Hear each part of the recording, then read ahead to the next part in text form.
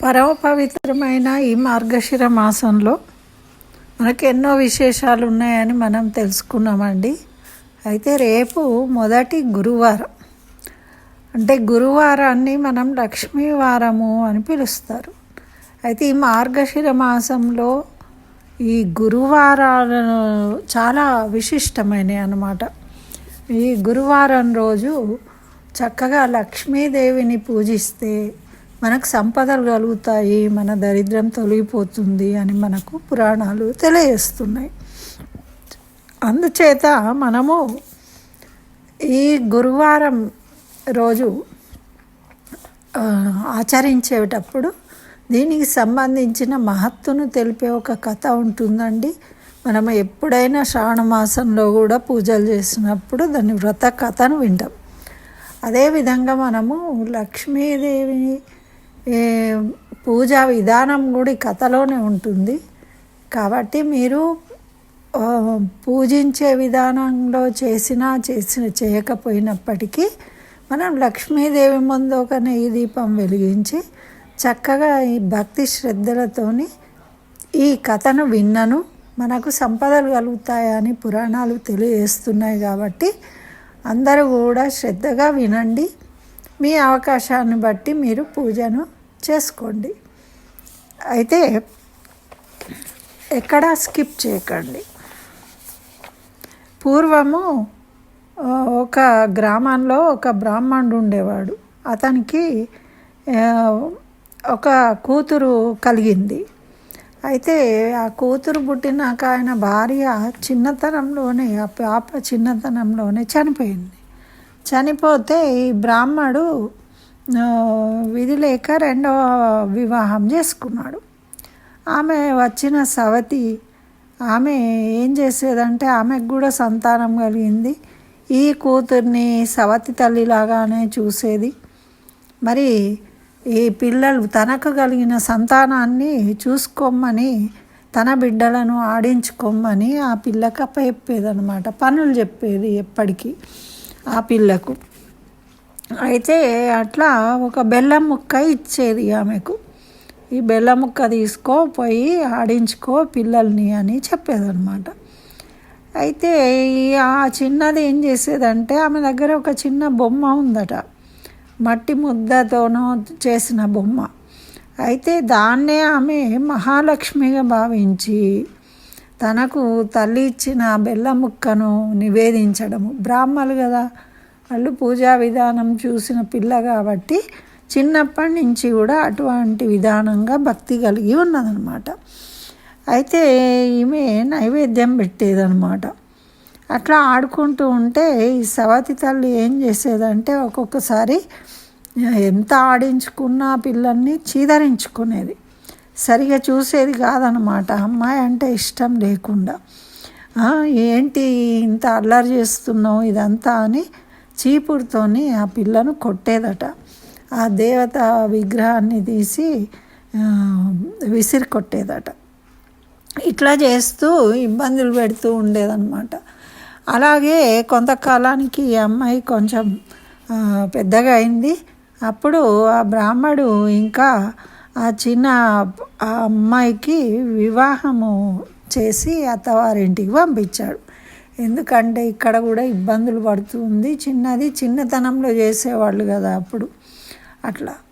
అయితే ఆమె వెళ్ళేటప్పుడు ఆమె తయారు చేసుకున్న బొమ్మను కూడా తీసుకొని పోయిందనమాట. ఆమె లక్ష్మీదేవిగా భావించే ప్రతిమను కూడా ఆమె తీసుకొని వెళ్ళింది.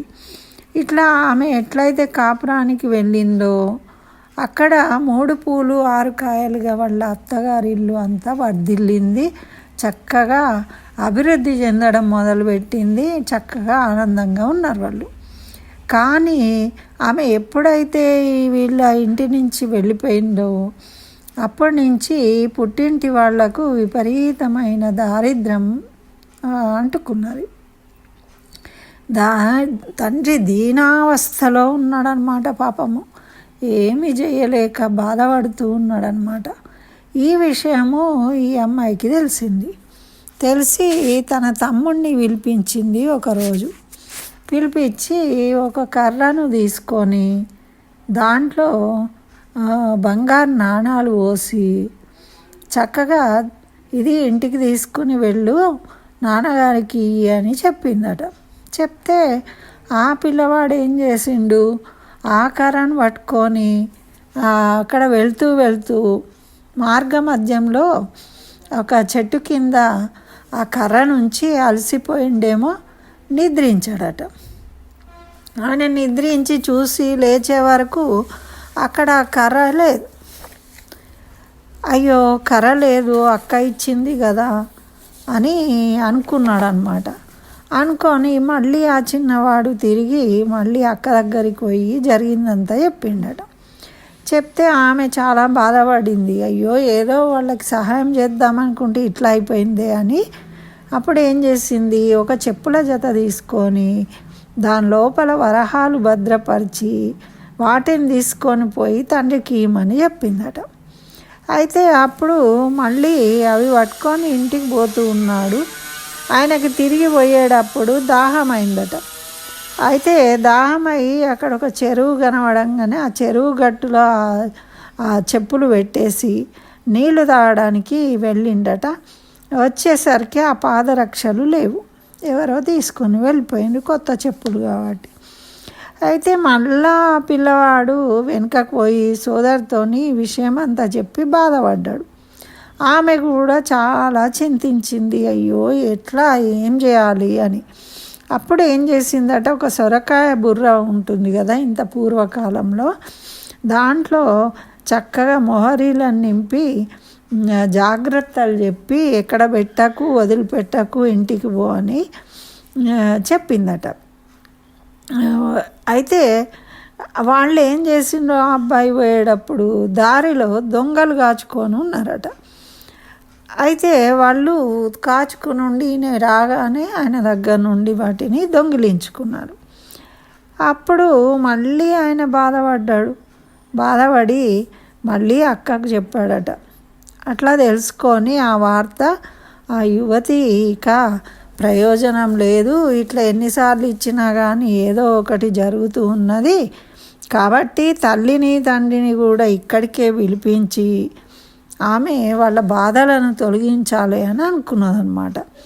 అనుకొని వాళ్ళను కూడా పిలిపించింది, ఇక్కడికే రండి మీరు కూడా అని పిలిపించి వాళ్ళు వచ్చారు. అప్పుడు మార్గశిరము మాసం ప్రారంభమైంది కాబట్టి ఆమె ఏం చేసింది, లక్ష్మీ వారాల వ్రతం చేయిస్తే వీళ్ళ దరిద్రం పోతుంది, లక్ష్మీదేవి అనుగ్రహం కలుగుతుంది అని అనుకున్నదన్నమాట. అయితే ఈ గురువారం వచ్చేసింది.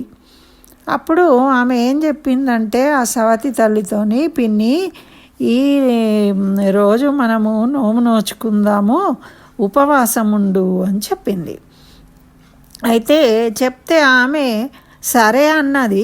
కానీ పిల్లలకు అన్నం పెడుతూ మామూలుగా పిల్లలకు పెట్టేటప్పుడు అది ఎలా ఉంది అని రుచి చూడడానికో దేనికో కొంచెం వేసుకొని చూస్తారు కదా పెద్దవాళ్ళు.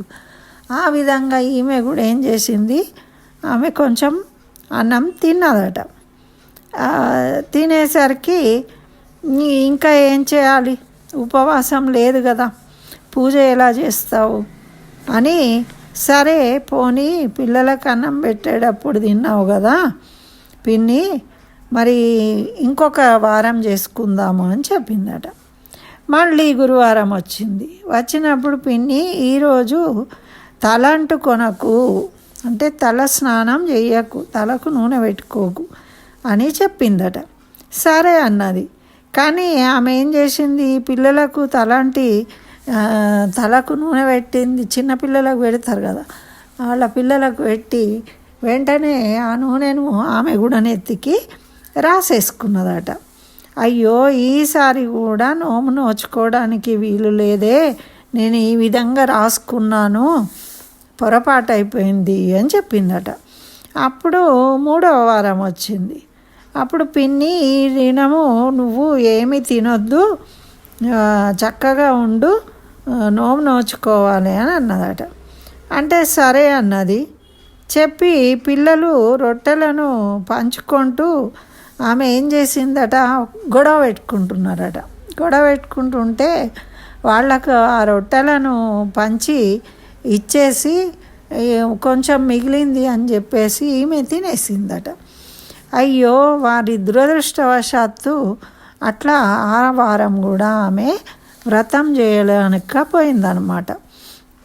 అయితే ఇక పాపము ఆ బిడ్డ ఏమనుకున్నది, ఇక 4వ వారం అన్నా చేపియాలి ఈమెతోని అని. అప్పుడు తన ఏం చేసిందంటే ఆమె కొంగుకు ఆమె చెంగు కట్టుకొని కొంగు ముడి వేసుకొని ఆమెను కనిపెట్టుకొని ఉన్నది. ఇక ఇట్లా నూనె అంటుకోకుండా ఏమీ తినకుండా ఆమెను ఆపడం కోసం అట్లా చేసి ఆమె వెంట ఉంచుకొని ఆ రోజు లక్ష్మీదేవికి పూజ చేసిండ్రు. తల్లి బిడ్డలు కలిసి చక్కగా అష్టోత్తర శతనామాలు చదువుతూ లక్ష్మీదేవికి పూజించి అప్పుడు ఈ అమ్మాయి భక్తురాలు కాబట్టి లక్ష్మీదేవి ప్రత్యక్షమయ్యి నిన్ను కరుణిస్తాను కానీ ఈమెను నేను కరుణించను అని చెప్పిందట వాళ్ళ తల్లిని.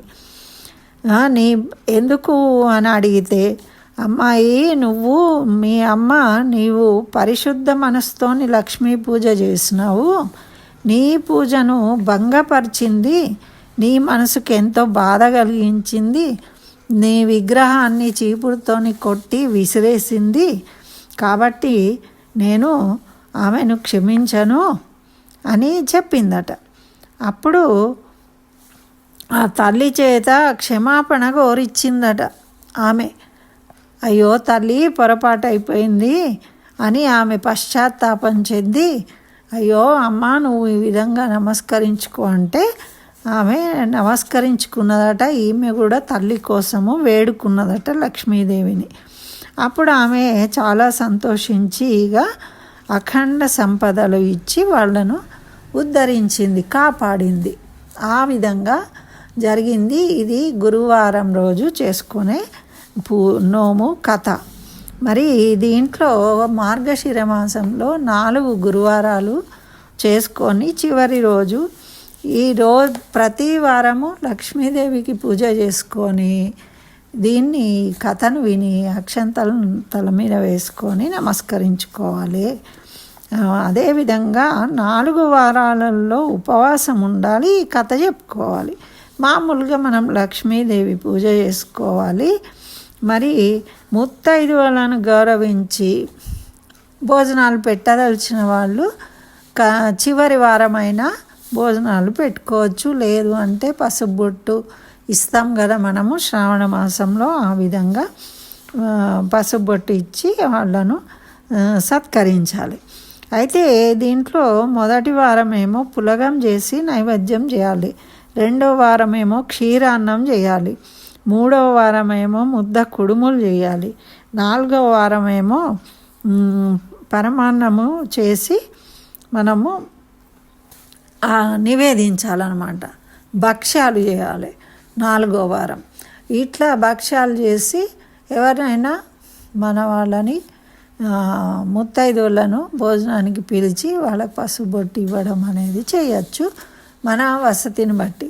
మరి ఈ విధంగా చేయడము, ప్రతి వారము చేయడము చేయకపోవడము మనకు వసతి ఉన్నట్టు. ఒకవేళ లేనప్పటికీ మనము లక్ష్మీ అమ్మవారి దగ్గర ఒక నెయ్యి దీపం వెలిగించి ఈ కథను మన భక్తితో చదువుకుని అక్షంతలు వేసుకొని నమస్కరించుకున్నట్టయితే కూడా మనకు సంపదలు కలుగుతాయి అని మనకు పురాణం తెలియజేస్తుంది. ఇదండి గురువారం రోజు తప్పకుండా అందరూ వినవలసిన లక్ష్మీవారపు నోము కథ. స్వస్తి. సర్వం శ్రీకృష్ణ చరణారవిందార్పణమస్తు.